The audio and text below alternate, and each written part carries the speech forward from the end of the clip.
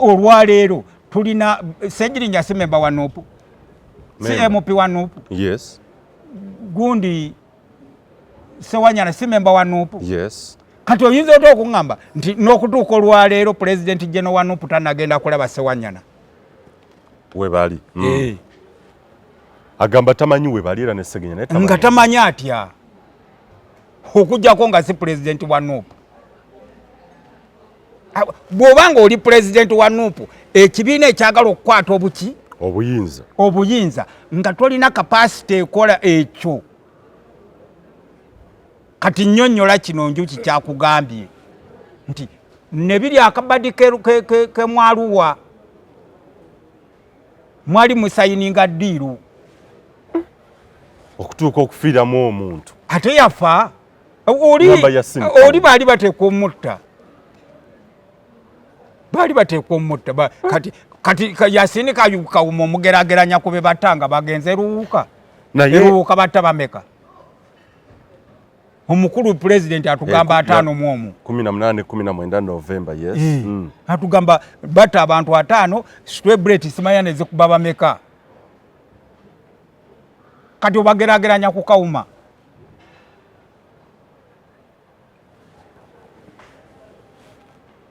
nchalemedde okutegeera obubadde obulimu okuzannyira ku nkomerero wojja okukitegeera nkugambye Lule yazannyira ku musaayi gw'abantu obuwanga bumeka obuli eruweero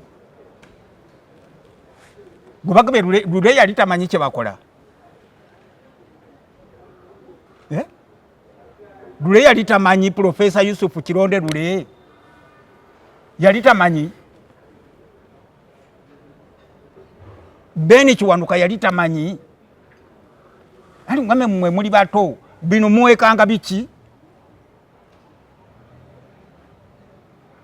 Semwogerere yali tamanyi kwa ekisooka oteekwa okusooka okumanya nti nagenda mu kalulu ka 8 akalulu bakabba batya ate ekyakuleeta mu ka 9 mu 6 kiki kwa bino ebintu kyenkugambye nti bano bakola ddiiru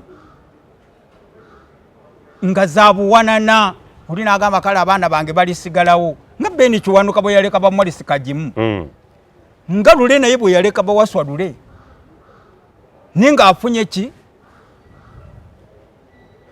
sente ekibiina kya NUP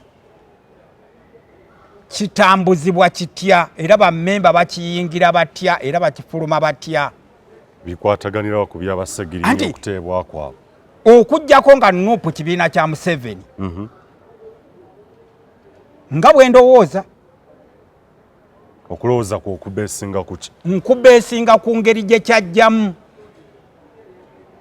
n'engeri gye kyatongozebwa nti tekyali badde tekisobola kuyitamu singa Museveni teyakirinaamu mukono nga lwakoja ali mu Electoral Commission nzikanya naawe yes yes nzikanya naawe era lwaki banambooze Museveni abajja mu DP Nambooze Segona Mpuuga abajja mu DP block abatwale Kyagulanyi tekwali kwesalirawo kwabo abo bamalaaya babyabufuzi babaddewo Mbabazi bwe yajja Segona ne badduka ne Mbabazi Besigye bwe yajja Segona ne babeera nani kati ani yabalagirira eno tekwagenda kubeerayo weevu Masinyazi baali bagawulira baali bagalaba nabo ennyini baali bakifiiringa kya ekigwe tolina kye walaba nti ddala kituufu Kyagulanyi yaliko yinze Njuki kigwe twalaba 2 wonna kuva ku 2017 omusajja Katonda akyampadde amaaso nze siri mubamuzibe batambula nga budde misana nga abeegatta ku Kyagulanyi Bampuuga Bassegona baani abo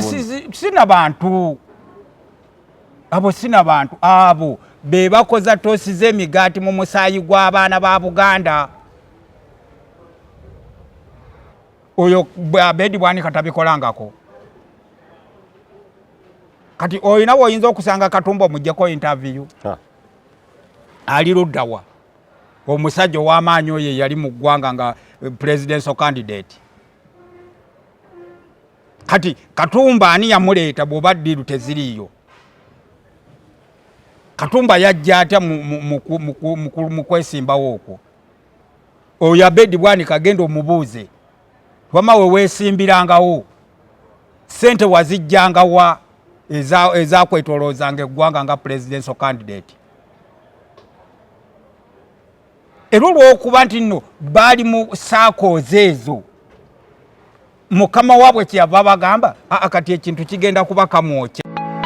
Mu nsi buli omu alina ekirooto kuba kuwaguza kulafuubana n'okulemerako okutuuka ku buwanguzi. Ddala wamma ggwe luba lunaku mulindwa okyasobeddwa ekane mu kibira nga weebuuza omuntu omutuufu anaakutuusa ku makula g'ebirooto byo oba okooye kuferebwa. Kankwanjulire aba Brand Pro Property Services Limited abeegulidde erinnya mu kutuukiriza ebirooto by'abantu ebyekuusa ku ttaka. Bagula wamu n'okutunda ettaka n'amayumba ku buli luguudo lwa Uganda wamu n'okwetooloola ensi yonna mu mawanga agatali gamu nga USA, India wamu ne Bungereza. Tulina estates eziwedde okuzimbibwa. Gano makula bukula weegulire ennyumba ey'ekirooto kyo olwaleero ku bbeeyi esoboka. Naawe anoonyeza okupangisa tuzirina ng'ate tusobola n'okukulaakulanya ettaka, amayumba oba estates zo ne zeegombesa buli muntu. Oyagala saveya oba olina ekizibu kyonna nga kyekuusa ku ttaka, bitukwase g'osirike. Tusangibwa ku MT House ku mwaliiro ogusooka Room 5 ewazana ku Entebbe Road okuliraana ekizimbe kya Muguluma Empire. Osobola okutukubira oba okutuweereza obubaka ku WhatsApp namba zaffe noti 773 216 588 oba noti 703 824 noti 79 ne ku website www.brandpro.co.ug. ate mwe bankuba kyeyo ebyammwe byateredde anti osobola okugula poloti oba okufuna ennyumba n'okomawo nga buli kimu kiri malidaadi saana. Sebatuka abafera olwaleero ng'okolagana ne Brand Pro Property Services Limited tutuukiriza birooto. Tugende maaso mukulu Njuki. So bino byonna ono Katemba Katemba w'abaana abakoze eddiiru. Neddiiru mukazi wange ateekwa okubaako nga first lady. Nga omuntu alina ekirowooza ku mukazi we mwe muyimirira muti emabega we okujjako nga nammwe muliko ekikyamu ku mitwe ng'oli akolera mukazi we n'abaana be kuba buki bulungi. Kankukomyewo wano mwami Kyagulanyi afuna ki mu baana bano okugibwamu enjalo, okwokyebwa paasi, okuwambibwa n'abandi okuttibwa? Kikyafuna mu ate oyo afuna mu abo y'oli atya okumuggyako mu gundi mu demonstration abazungu ze baategeka. Ye alina bw'atidde aba generation ene etalina mirimu. Ekeera ku makya n'eri ebisiikirize by'emiti ne beebaka ku City Square.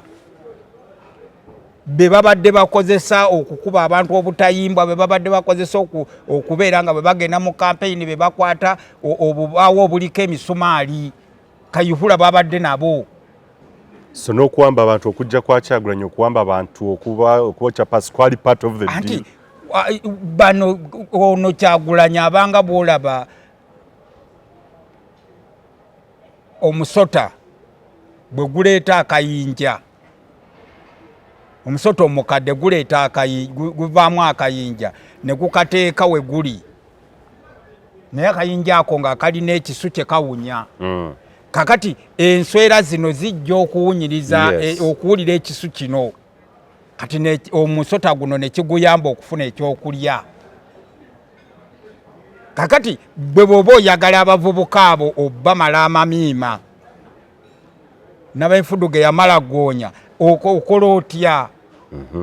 Tugamba abatega emmese okuleeta ennyama gwe gwenda ku mudaala n'ogula ennyama n'ogikalirira ebunyaka woowo okuba oyagala nnyo emmese.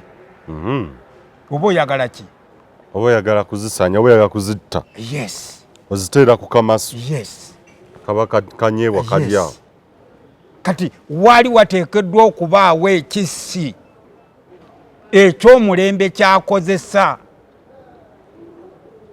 okuteeka mu mutego gwe.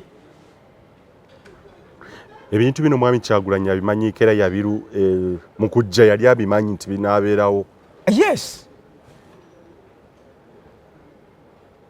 Nga bwe nkugambye banna abaasooka. So bino si bitajali. Nkugambye Obote yajja amanyi nti nno bagenda mujjako. Naye nga tamanyi nangeri ki bagenda mujjako, bagenda mutta, bagenda mukola kinga tabimanyi. Ne baamulagira dawa tukomeye ku national dialogue ne kankuze ku bigambo bya de Uganda. Ngenda kumaliriza n'ebigambo bya Bedi Bwanika ne Sseggo ne ani ne Mpuuga. Yes. Nze njagala basooke bambuulire bwe babanga Kyagulanyi teyabadde mu meeting zita Ssewanyana na Ssegirinya. Structure ya NUP, objective za NUP ziri ki mu kintu kino? Bwe kibanga NUP kibiina. Buli muntu mu kibiina yeeyisanga bw'ayagala. Tebalina mateeka. Era bammemba b'ekibiina bateekwa kweyisa batya kababe nga bammemba ba paalamenti. Bino ebintu kyenkugambye nti bano bakola ddiiru nga zaabuwanana. Oli n'agamba kale abaana bange balisigalawo nga Beni Kiwanuka bwe yaleka ba Morris Kagimu. Nga Lule naye bwe yaleka ba Waswa Lule. Ninga afunye ki? Sente. Ekibiina kya NUP kitambuzibwa kitya era bammemba bakiyingira batya era bakifuluma batya. Bikwataganira ku bya Ssegirinya okuteebwa kwabo. Okujjako nga NUP kibiina kya Museveni. Nga bwe ndowooza. Okulowooza ku okubeesinga ku ki? Nkubeesinga ku ngeri gye kyajjamu n'engeri gye kyatongozebwa. Okay. Nti tekyali badde tekisobola kuyitamu singa Museveni teyakirinaamu mukono. Nga lwakooja ali mu Electoral Commission. Nzikanya naawe, yes. Yes, nzikanya naawe. Era lwaki bannambooze Museveni abajja mu DP, Nambooze Sseggona Mpuuga abajja mu DP block abatwale bwa Kyagulanyi. Tekwali kwesalirawo kwabo. Abo bamalaaya babyabufuzi babaddewo. Mbabazi bwe yajja Sseggona ne badduka ne Mbabazi. Besigye bwe yajja Sseggona ne babeera nani? Kati ani yabalagirira eno twagenda kubeerayo weevu? Masinyazi baali bagawulira baali bagalaba nabo bennyini baali bakifiiringa kya ekigwe tolina kye walaba nti ddala kituufu Kyagulanyi yaliko. Yinze Njuki? Kigwe twalaba 2 wonna 2 kuva ku 2017 omusajja. Katonda akyampadde amaaso. Nze siri mu bamuzibe batambula nga budde misana nga bazibiriza. Abeegatta ku Kyagulanyi Bampuuga Basseggona baani abo sina bantu. Abo sina bantu. Abo be bakoza toosi z'emigaati mu musaayi gw'abaana ba Buganda.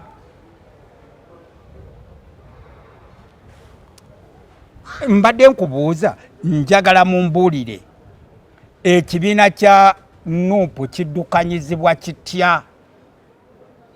Structure zaakyo ziri zitya? Amateeka gaakyo gali gatya?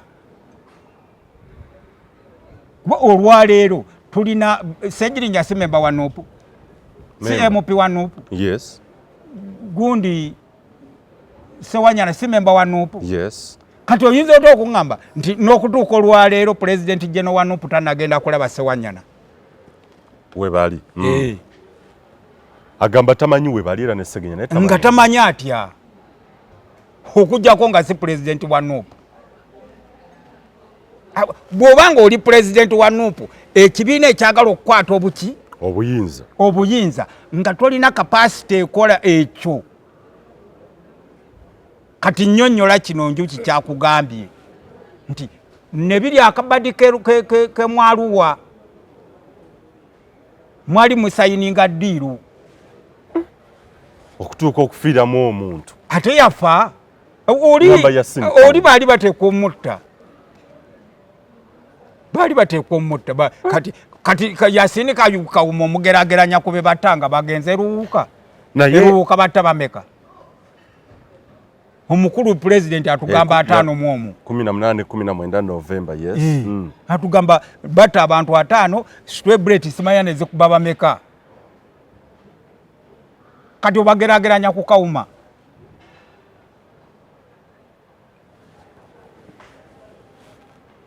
nkyalemeddwa okutegeera obubadde obulimu okuzannya ku musaayi ku nkomerero wojja okukitegeera nkugambye lule yazanyira ku musaayi gw'abantu obuwanga bumeka obuli eruweero gwebagambye lule yali tamanyi kye bakola lule yali tamanyi Profesa Yusufu Kironde lule yali tamanyi Beni Kiwanuka yali tamanyi ali ngame mmwe muli bato bino muwekanga biki Semwogerere yali tamanyi kwa ekisooka oteekwa okusooka okumanya nti nagenda mu kalulu ka 8 akalulu bakabba batya ate ekyakuleeta mu ka 9 mu 6 kiki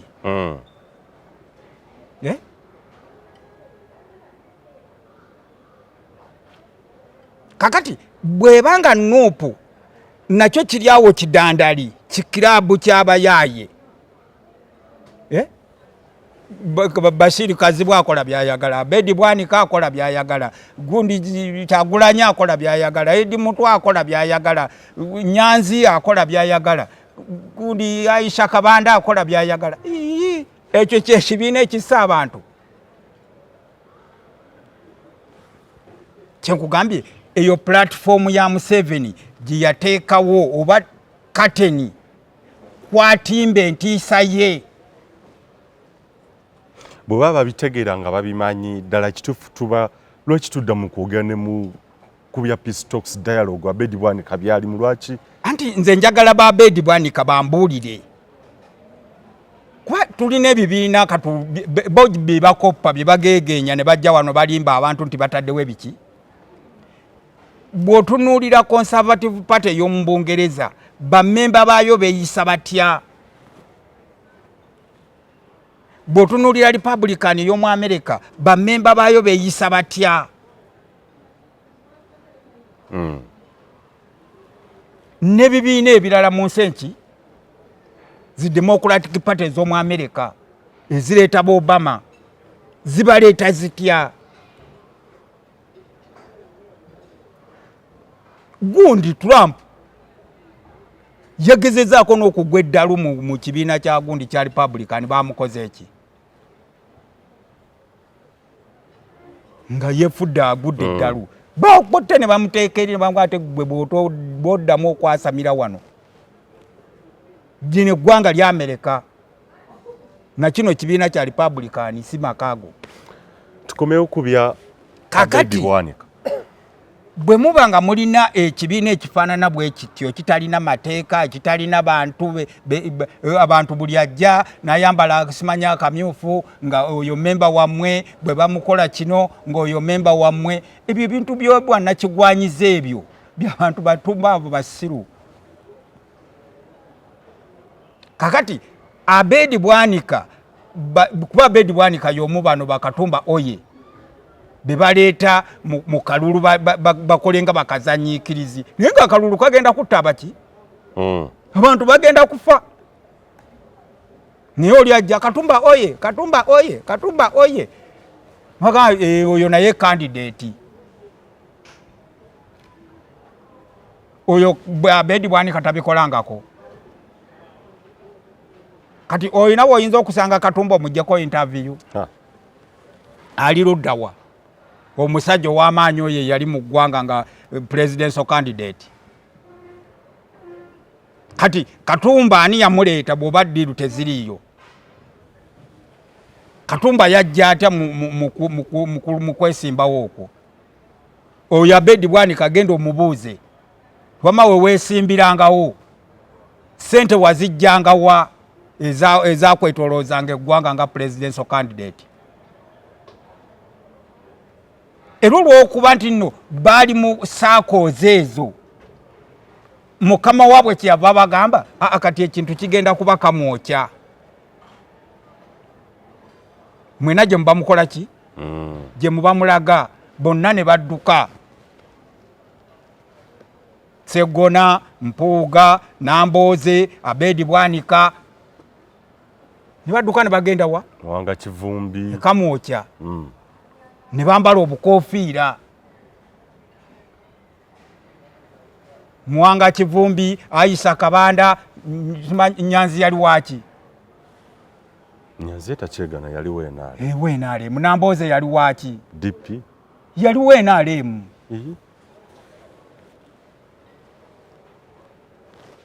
Bwava mwenaale bamuleeta Mengo. Okweyita madamu Ticha nga balina ettamala emirundi. Okay. N'atandika okubeera mu buleki mu Bulange. We batwalira abaana ku byebugerere era oyo Nambooze okuttibwa kw'abaana b'ebugerere Nambooze akulinamu omuki? Be bamu ye kiriki emu y'abakasiba nti Sseggona. Yes. Oyo Nambooze yasimba wali banange abagenda okwerekera kabaka tugenda kusimbira wano ekyambogo. Bamala okutta abaana b'abantu nga keefuula akagudde eri. Anya banange bankubye kati kagenze mu ddwaliro. Era kati bye kalimu bye kazanyazanya wano. Abedi Bwanika byayogera bituufu nti ono babadde mu kwenjoyinga bintu. Abedi Bwanika ayogera kyamanyi. Okay, kuba banne. Okay. So ekitegeeza Abedi Bwanika byayogera ayina bwino nti bano baaliko bali mu kwenjoyinga bintu. Abedi Bwanika ye kyabagamba nti omulimu gwe baatutuma tukakkane. Ye Abedi Bwanika kyakola ki?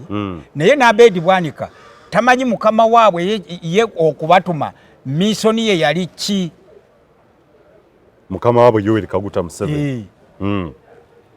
Kugambye ye okutya kwe eriggwa erimuli mu kigere lyeri abavubuka abatalina mirimu. Bali abazungu be baagala okukozesa beekalakaase. Bateekewo okwekalakaasa ng'okwali Libya, okwali Sudaani, okwali Misiri. Bano badyema bave emabega bamamuleko ki? Gavumenti. Kakati ye okutiisa bano abaana oteekwa okuba nga olina w'otadde kateniyo. Bw'okwata kakwenza n'omwokyaye n'omugongo n'omuleeta n'omuwa publicity. N'okwata oyo omwana n'omuwa publicity. Kati Lubongoya ne Kyagulanyi be bali awo bakaada abateekwa okukola ogwo omuzannyo. Uno bamwokeza, uno bamusidde, no memba waffe omukadde w'e Kasese.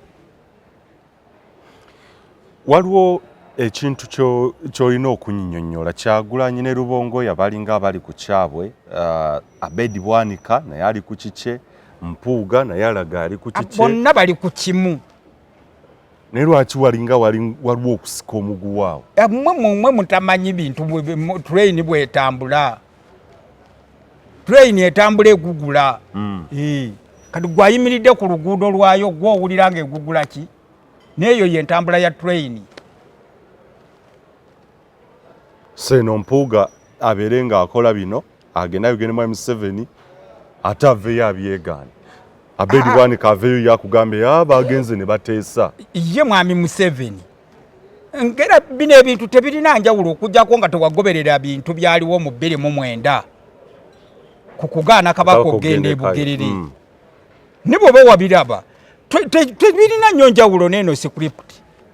Omuzanyi yeki? Y'omu. Era baali mweri be bali ne mweno. Bayongeramu bwongezi bazanyi baki? Eri yalimu Jebbi Walusimbi, Mayega, Nambooze, gundi ono omukubiriza wa programu y'oku CBS. Made in Sereko. N'abalala. eno erimu Bubeezi Kyagulanyi naye ne Mayiga yamaze n'alabikiramu n'empuuga wali yes awayita sabiti emu kitundu obanga bbiri Ssegirinya yeewuunya nze gwe neewuunya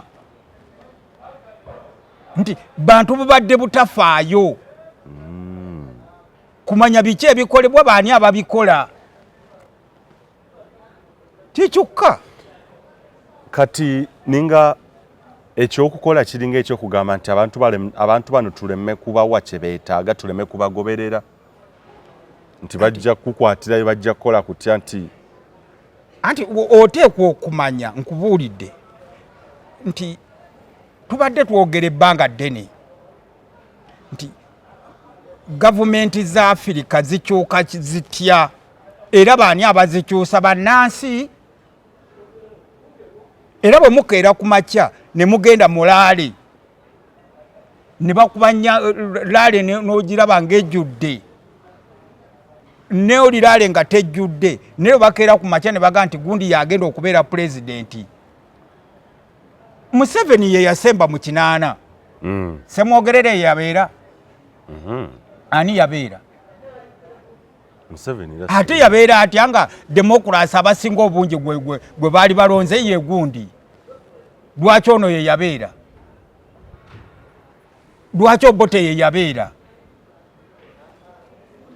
kati bino Abafirika bye beeteekamu ebyo ebyekisirusiru nti simanya tuwagira tugenda mu kulonda bo bennyini be beeteeka mu geyeena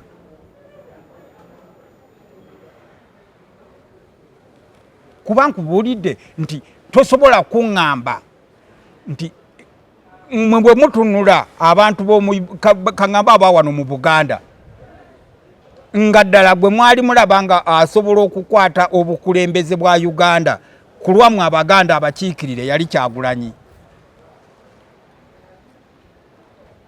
nga kiki ekimuganda mwami Njuki nga kiki ekimuganda okutukiikirira ku kyobukulembeze atukwatire bendera omanyi ate nsuubira teyali wa Buganda yekka wabaawo ebintu bwe tuba twogera ku bintu ebikulu kyova laba nnadde nkugamba njagala njogere ku national dialogue era gye tugenda okunzika naye bwe tuba twogera ku bintu ebikulu waliwo ebintu bye tutunuulira yes nti kati Kyagulanyi bwe yali badde pulezidenti n'alyoka alonda abakugu babeere baminisita be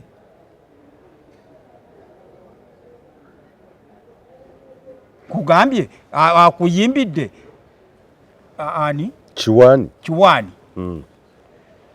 ebikwata ku Kiwaani obimanyi n'akuyimbira luno lw'abapoliisi simanya ne muwanusu 3 n'atunula ku ngato ze n'atunula ku mitwalo 3 ebyo byabadde akuyimbira ne mukazi wange olibako first lady simanya singa gwenze Museveni n'alifuze naawe mu ntebe kakati omuntu alina okutegeera nti naye bwe singa nfuuka pulezidenti nvaako mu katebe ne mukazi wange n'akatuulamu kati kankuwa history Museveni bwe yali alayira ku palamenti ya Uganda mukazi we yali Sweden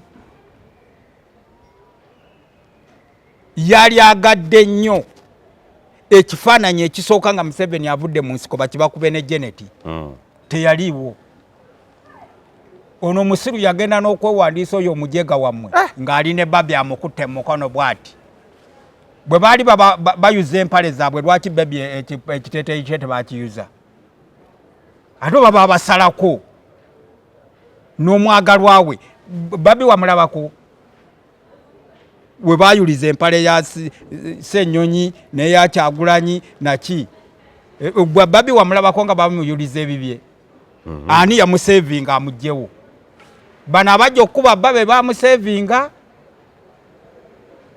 nemwe abaana ba Buganda mmwe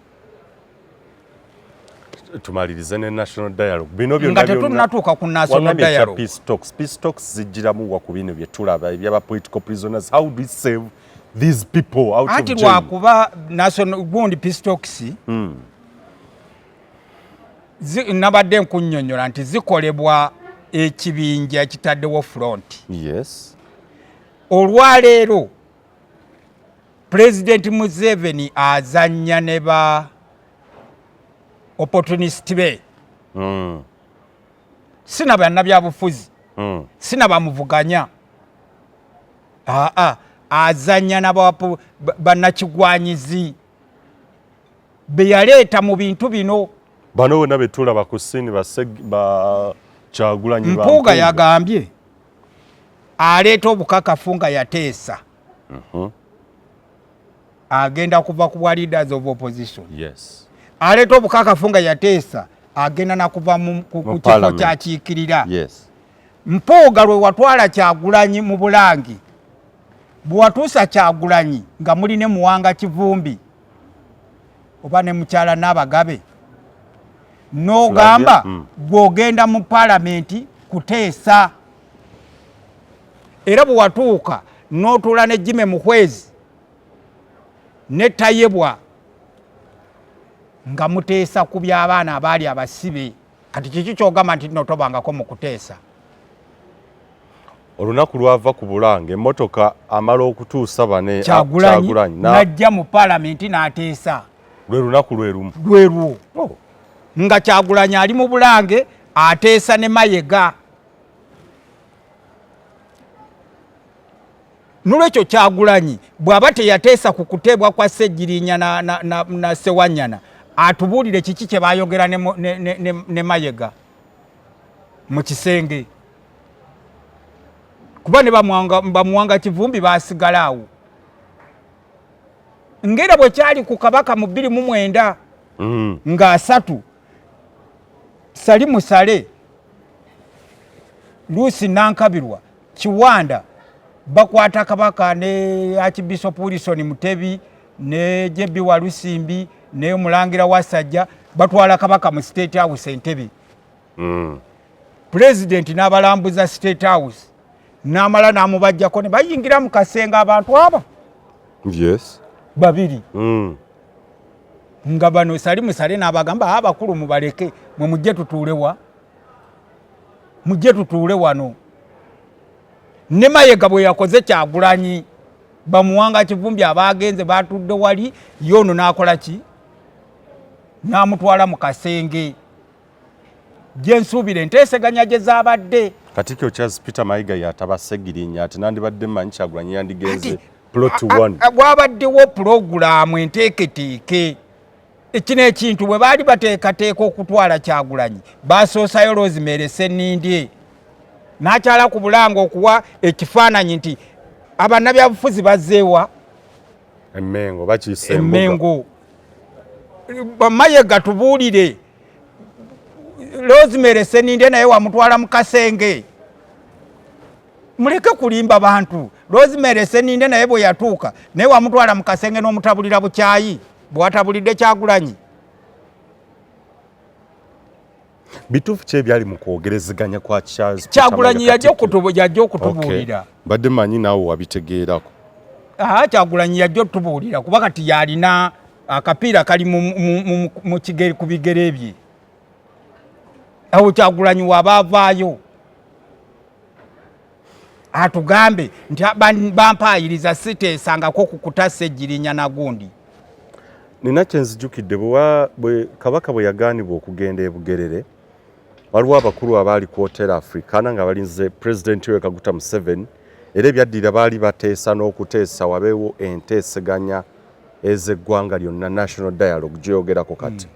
Bwe tuzze mu kalulu 2021 ne wabaawo okutiŋŋana okuwamba abantu kola kutya nsisinkanye ekitange mu birungi ki addamu naye ekintu kyekimu kya National Dialogue.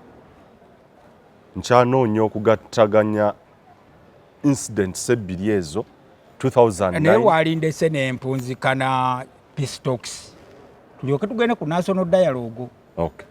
Nti peace talks nga bwe njogedde zibeera ku bantu abakoze front. Nti Kyagulanyi abaana be yagamba nti ono muzeeyi tuteekwa omujja mu ntebe. Front kankutegeere bulungi waliwo front ya Dr. Kanokiza Besigye.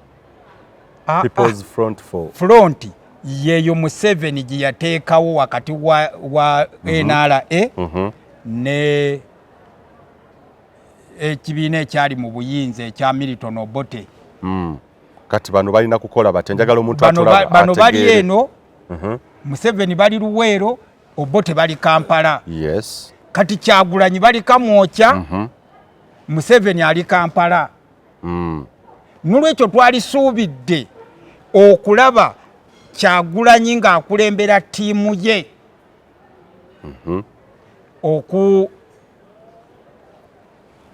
ng'ejinga President Museveni kiwalirize abantu bonna okuforcinga President Museveni okuyingira mu peace talks ne Kyagulanyi oba NRM okuyingira mu peace talks ne Nuupu. Awo nyini wakulu bwekibanga kyabaddewo ekyenteesaganya zo zibatugezadde mu State House lwaki zabadde zakyamanga anti bino Museveni takkiriza. Museveni ye yateekawo ebisibye. Bano ba Ssegirinya babadde mu mikono gya Museveni. Alina ebyennyanja by'ayagala okukwata, n'olwekyo alina omulambo gw'ateeka wali n'agukuumirawo. Kati bye bino ebyennyanja ne bijja nga bigwa mu katimba ke. Ye Museveni atunuulira situation eri ku international community. America ne Bungereza ne Bufalansa ne European Union zaagala okujja wano okukolerawo byezikola ki byezaagala. Naye engeri gy'ateekwa okuzitega kwe kukwata Kamwokya n'abeera ng'eri mu mikono gye, kwe kukwata Mengo n'ebeera ng'eri mu mikono gye, kwe kukwata Namirembe n'ebeera ng'eri mu mikono gye, kwe kukwata Lubaga n'ebeera ng'eri mu mikono gye, kwe kukwata Kibuli n'ebeera ng'eri mu mikono gye. Kakati wano wonna bano abavubuka abeegugunga olw'ebbula likolwa, olw'okuba abajobless, olw'okuba abayala, akanga bano Kyagulanyi yingirawo, Kyagulanyi n'ayingirawo, bano ne bagwa mu mutego. Mayega yingirawo, Mayega n'ayingirawo, bano ne bagwa muki mu mutego. Namboze yingirawo, Namboze n'ayingirawo, ne bagwa mu muki mu mutego.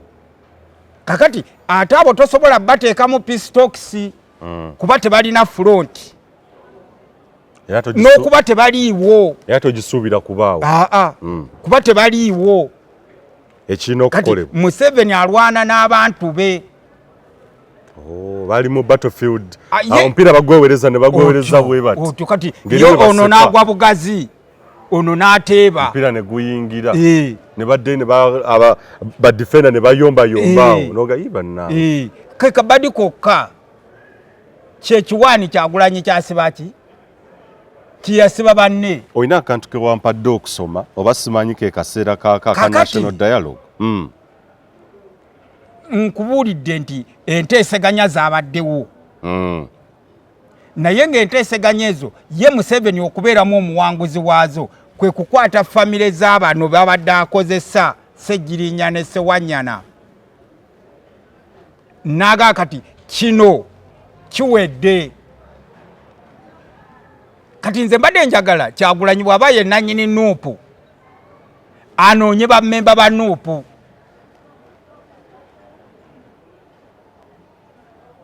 Abaavudde mu kkomera Kyagulanyi yali badde yandaze edda bammemba ba Nuupu we bali. Nga wazza tulaga nti omuntu waffe bamusudde mu ddwaliro n'agenda ne beekusa era okusirika kwe kuli okw'omu Bulange. Enteeseganya ze baalimu anze bannange temuntwala eyo katugende mu Bulange gye tujja okukola ki kuba baagala Abaganda babafevalinge ngira bwolaba basse baana bonna kuba bo basse baana be baali mu bintu by'okutta Muteesa ne bwe baamala okukaddiwa ne bajja beekukuma Mengo. Abo basse Mwogerere ba Samwiri Mugwisa kali bw'amala okukaddiwa olwo najja nga yeekankanya nga bw'ayagala ennyo Obwakabaka. Kati ate ne gali agali mu Bulange nga malindirizi gaabwe. wakati Ssewanyana si abadde atendeka Bakyagulanyi.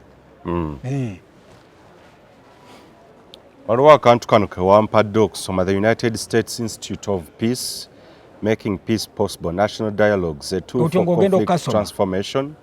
Yes, sir. Kati twagala abantu bategeere bafune enjawulo ya peace talks ne dialogue ne national dialogue. Yes. Kubeera ndabye bannabyabufuzi nga bagezaako okuwa ekifaananyi nti nabo baagala babeere ne dialogue. Naye waliwo in quotes Abedi Bwanika kyayogerako negotiations. Anti negotiation kwe kukaanya. Nti bano kyekiri kye nasookeddeko eri nga nkubuulira omusingi gundi boundary za Uganda embereberye nga tetunnatuuka ku eno gye tulimu eri ey'emisingi gya Kereziya n'Obusiraamu bannamugongo we basaddaakira abantu ababeera mu musingi gwa Uganda, ojje Rubaga, ojje Namirembe, oddeyo Namugongo. Nti bano nga bamaze okukola ebintu eby'obusungu, batadde abavubuka mu busungu ne babakozesa mukama waabwe yabatuma kye baagala. Kaakati ate abavubuka balaba bakyalo balowooza bakyagenda mu maaso naki ne struggle. Tugezeeko okugenda ew'omukulu tumugambe alekerawo okutta abaki, lekerawo okuwamba abaana bano.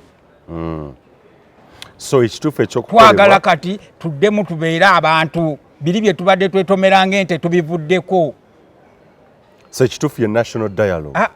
Kyekyo Abedi Bwanika kyagamba twogerezeganye. Baagala boogerezeganye, obusungu bwali bukkakkane. Kale bajjewo embeera eno ey'okuwamba abaki abantu bo bennyini be bagiteekawo.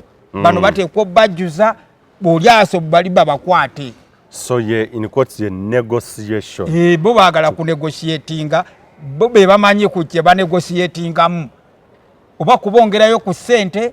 Kuba amakulu g'ebigambo kikulu waneeno omukulu ayogera negotiation. Si dialogue, si peace talks. Negotiate. Tukanye. Fenga ababadde mu ddiiru eno. Kuba negotiation ndowooza wabaawo already ekyaliwo.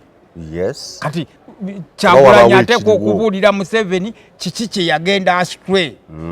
Yamugamba komawa.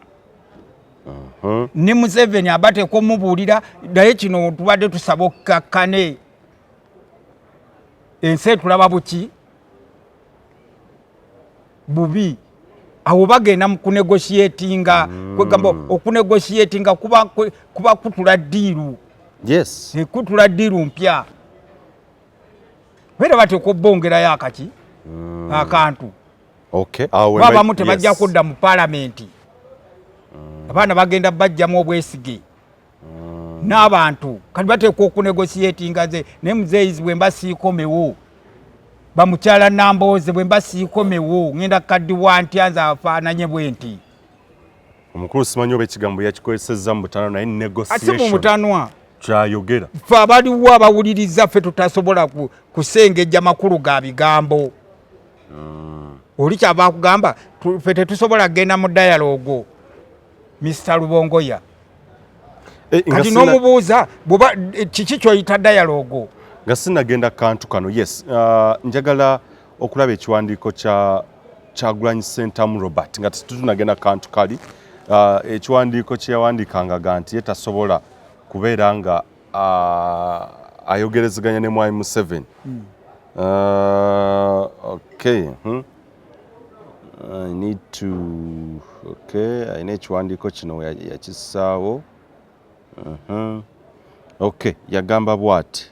Let me be categorical that I do not know about any negotiations, in quotes, negotiations, and if any took part in any negotiations to secure court bail for detainees, they did so without my knowledge or endorsement. Our position remains that we must not beg General Museveni and his criminal regime to grant us our God-given rights. The suggestion that one needs to negotiate with Museveni to get bail which should be entirely court process, is not only shameful but ridiculous. Unfortunately, that is what our country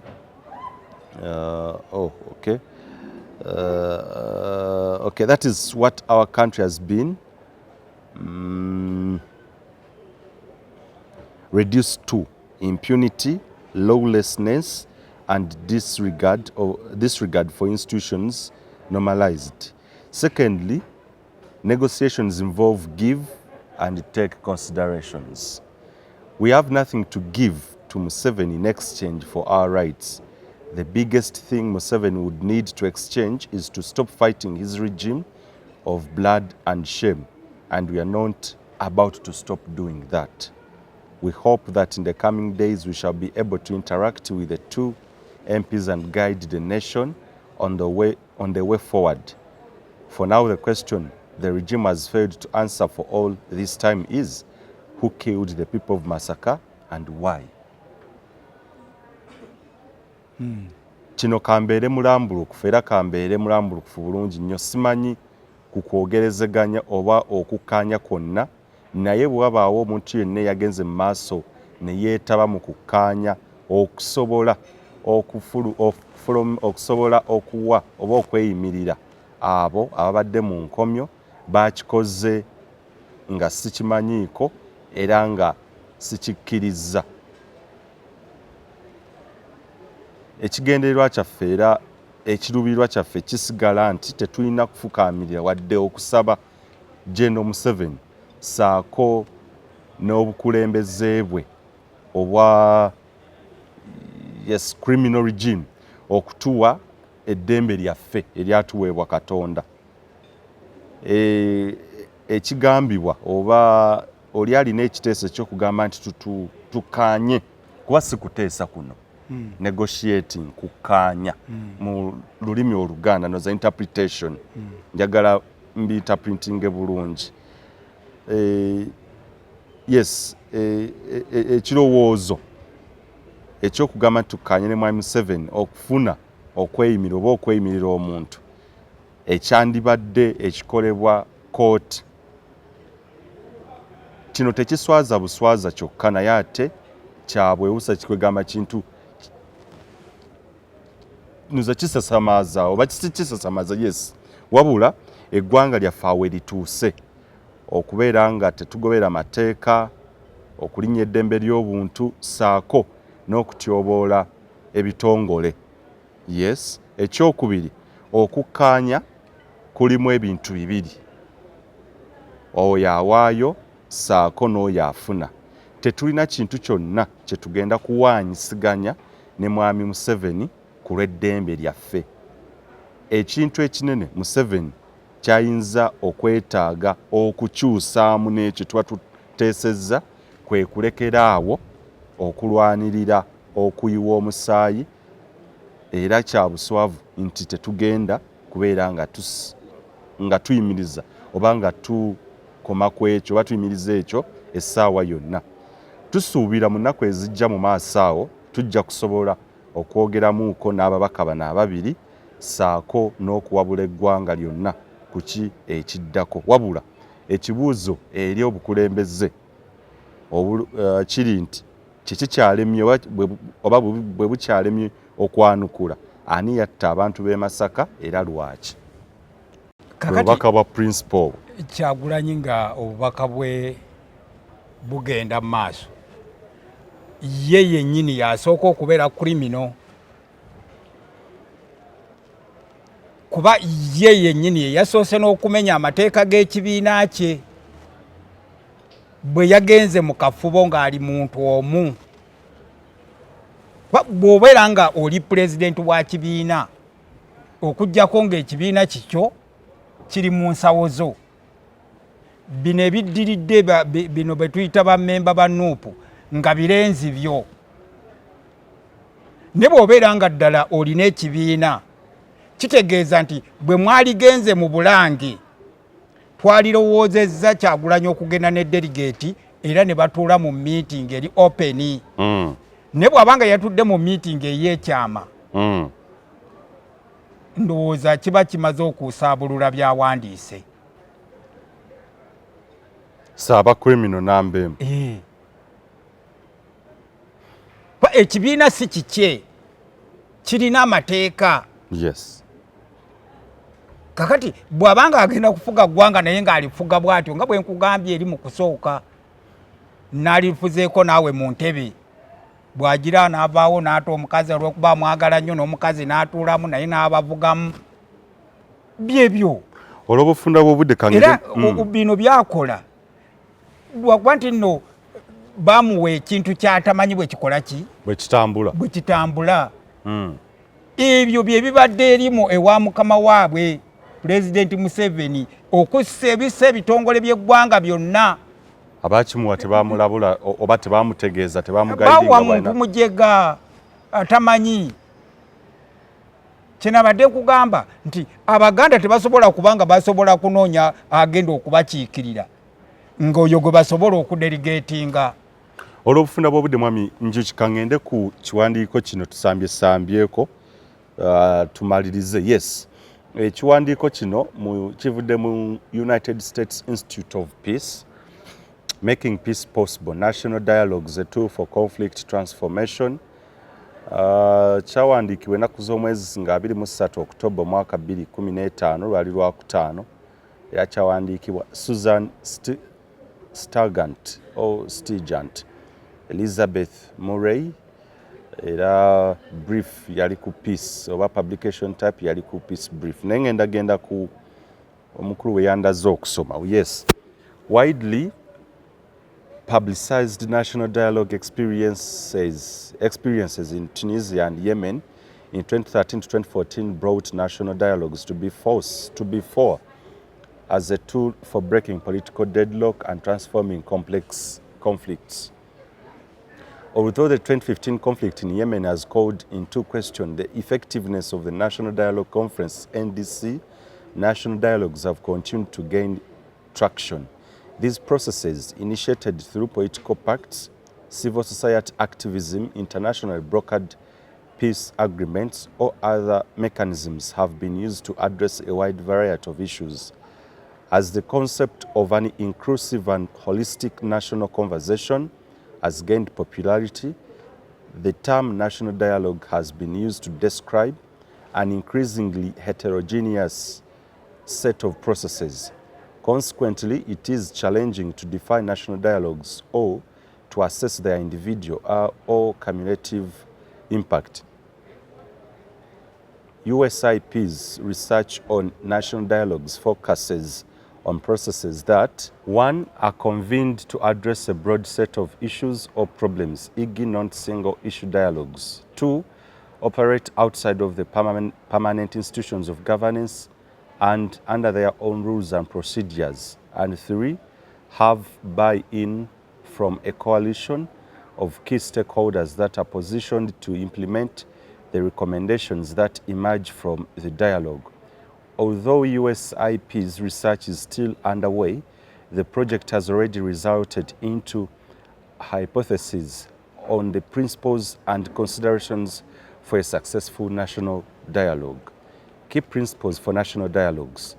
Bearing in mind that these recommendations must be adapted to national contexts and changing conflict dynamics, a national dialogue should incorporate the following principles in order to contribute meaningfully to political transformation and peace. Number 1, inclusion. An effective national dialogue convenes a broad set of stakeholders for a deliberative process to maximize the dialogue's potential to address the real drivers of conflict. All key interest groups should be invited to participate, including women, youth, and other traditionally excluded groups. Before the process begins, an inclusive, transparent, and consultative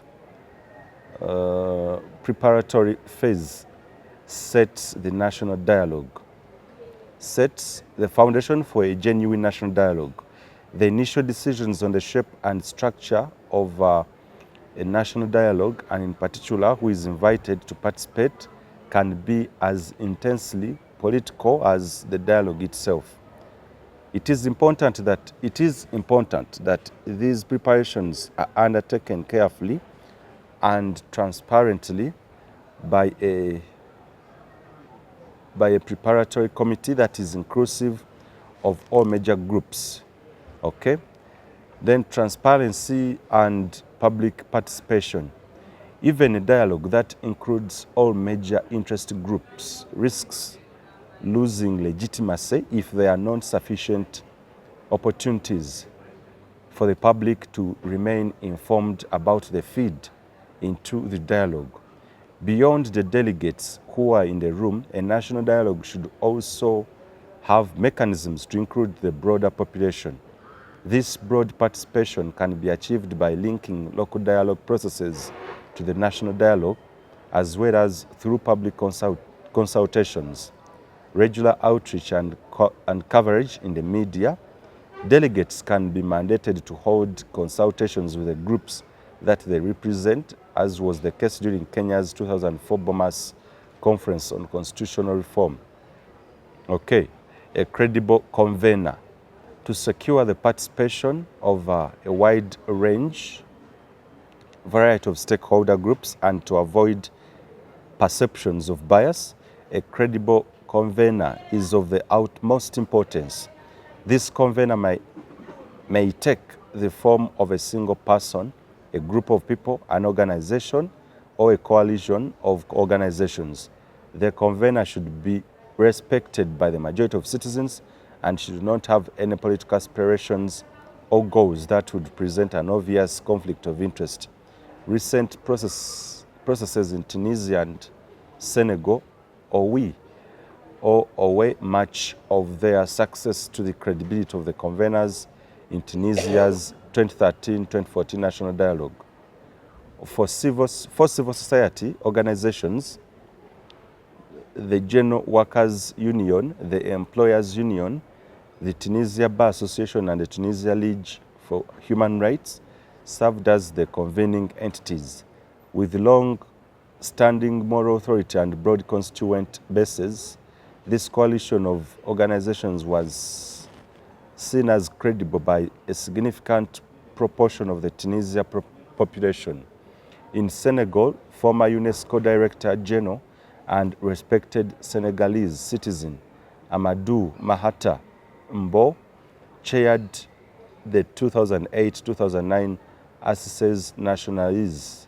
The 87 years of age Mbo had earned his compatriots' respect as public servant, and his leadership lent significant legitimacy to the process.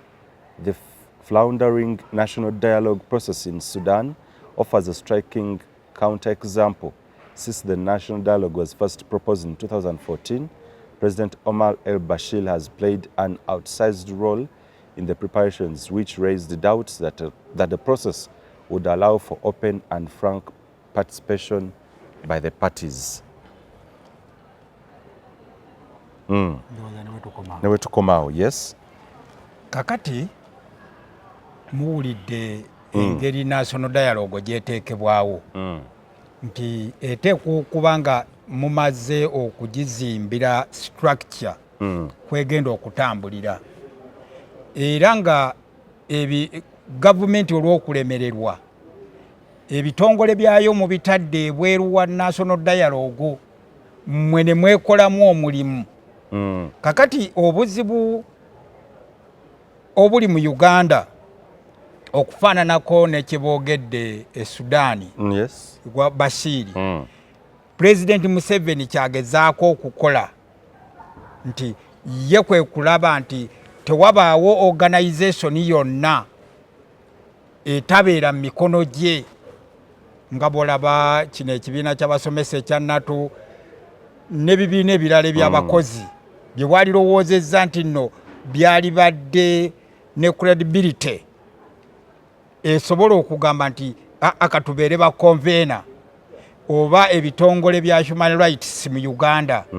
Olaba mukyala wa Ngadya, olaba mukulu Ssewanyana ono wa Human Rights Commission bonna bafuuka babulooka ba pulezidenti tebamanyi kibateekeddwa kukola n'olwekyo naye ekyo tekimalaamu bantu maanyi era kyalibadde entandikwa y'abantu era ffe kyekyali kitututte mu ba Interreligious Council naye ba Interreligious Council bwe baatuuka abamu ne balowooza okwagala okufuna ssente wa pulezidenti bakirabamu ssente n'okulaba biki ebijja osanga abantu nga bwe nkugambye bwe tubadde twogera eri ku biri ebya peace talks nti abantu bonna abasinga baasaabaana ettosi bonna babadde bagenda ekire wa pulezidenti ne bawera maaso ge nga bwe batagenda muvaamu kakati n'abantu be walirowoozezza nga bannaddiini nti eggwanga bwe liba liremeredde libeesige nga bw'olaba bannaddiini b'e Congo Kabila oyo okuvaako bannaddiini baamala kwekakaba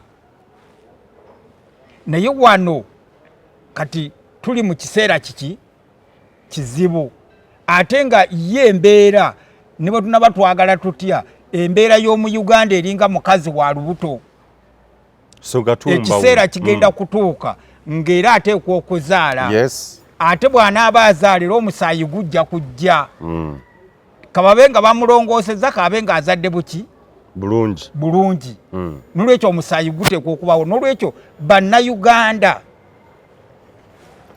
nze ndowooza kyenyinza okwongera bakubiriza nti luli nayogera ku mukyala Justice Julia Sebutinde nenfuna ebibuuzo abamu nga bagamba omukazi oyo omwesiga otya ku luno njagala kuweera abawuliriza ba Uganda Eyenkya nammwe musobola okutuwa amannya ani gwe mulaba ddala ali credibility asobola okubeera national convener alina credibility era si ku national convener yekka ne committee zino ez'omu regioni kati tugeze nga Buganda bantu ki be mulaba ddala ab'ensa be muyinza okuteeka mu bintu byammwe omusingi tugutandikeko byonna ebinaabaawo ne bwe binaaba bibaddewo naye ekigenda okusolovinga ebizibu bya Uganda nga tugenze mu national dialogue ne tusooka twogera ku bizibu bya Uganda ne tulaba tubiteekerateekera tutya engeri gye tubivaamu era Uganda ennungi tugizimba tutya obwo bwe bubaka bwange bwe njagala okuwa abalabi baffe ab'omukutu ogw'enkya gwa Uganda Eyenkya mutuwa amannya bwe muba mukubaganya temugamba bugambi nti eyo Sebutinde muyinza omugaana naye ate ne mutugamba tumanyi gundi ekyokubiri tuleme kukola bintu bino nga tulina okwagala okususe oba okukyawa okususe wabula tubikozese olutalo lwaffe luno tululwanyisa obwongo kuba Katonda bwe yali akola ebyokulwanyisa nze kyenva mwesiga olaba ezo kati katuuse eziri mu America eziri mu Ukraine naye Katonda ate kiyasinga okubeera nga yakigabira buli muntu okusobola okwetaasa gwe mutwe kyekyokulwanyisa ekisinga okuba ekyomulembe mu byokulwanyisa byonna ebiri ku nsi mwebale kumpuliriza Omukama Katonda bawo omukisa tetujja kusukkawo awo tujja kwatagana ate olunaku olulala takumira mpeera bankumire nze muzukulu wa Moses Wamala Uganda Eyenkya